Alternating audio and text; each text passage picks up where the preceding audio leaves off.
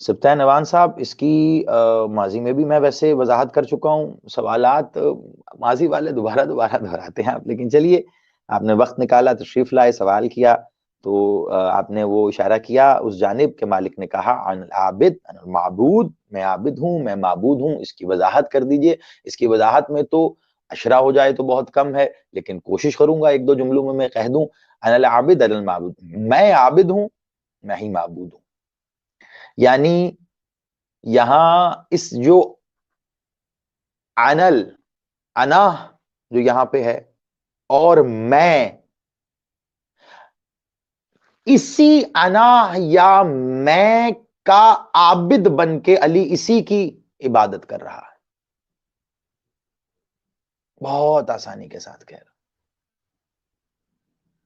اللہ کی میں، اس ذات توحید کی، اس کا اظہار، محمد وآل محمد، کوئی نہیں کر سکتا اس کی عبادت۔ کیسے کرو گے؟ اب یہاں میں اگر شروع ہوا تو وہ حادث کی بحث شروع ہو جائے گی، قدیم اور حادث کی۔ براہ راست اس کی وہ قدیم ہے تو میں حادث ہیں، اس کی کوئی نہیں کر سکتا، کوئی نہیں کر سکتا۔ وہی کرے گا جو کہتا ہے میں نے اس کو آنکھوں سے دیکھا، میں نے ایسی کوئی سجدہ ہی نہیں کیا جسے دیکھا نہ ہو۔ آپ نے دیکھا اللہ کو؟ کس نے دیکھا اللہ کو؟ علی کہہ رہے ہیں میں نے دیکھا اس کو، یعنی وہ علی کو دکھتا ہے۔ تو جو دکھ جائے، میں نے ماضی میں بھی کہا تھا، یا پھر وہ قدیم نہیں رہا یا یہ حادث نہیں رہے۔ اب وہ تو قدیم ہے، اس کا مطلب پھر علی حادث نہیں ہے۔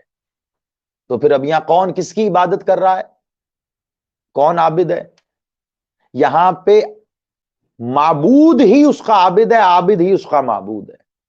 کوئی نہیں کر سکتا اس کی عبادت سوائے اس کے، سادہ ترین۔ اب اس کو میں وسعت دیتا جاؤں تو یہاں سے عشر جنم لے سکتے ہیں۔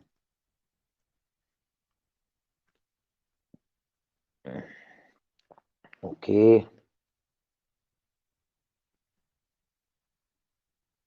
علی ہی عابد ہے، علی ہی معبود ہے، وہ اپنی میں کا عابد ہے، وہ اپنی انا کا عابد ہے، اور اس کی میں اس کی نہیں ہے، اس کی میں کو وہ کہتے ہیں، وہ کہ جس پہ وہ کا بھی اطلاق نہیں ہوتا۔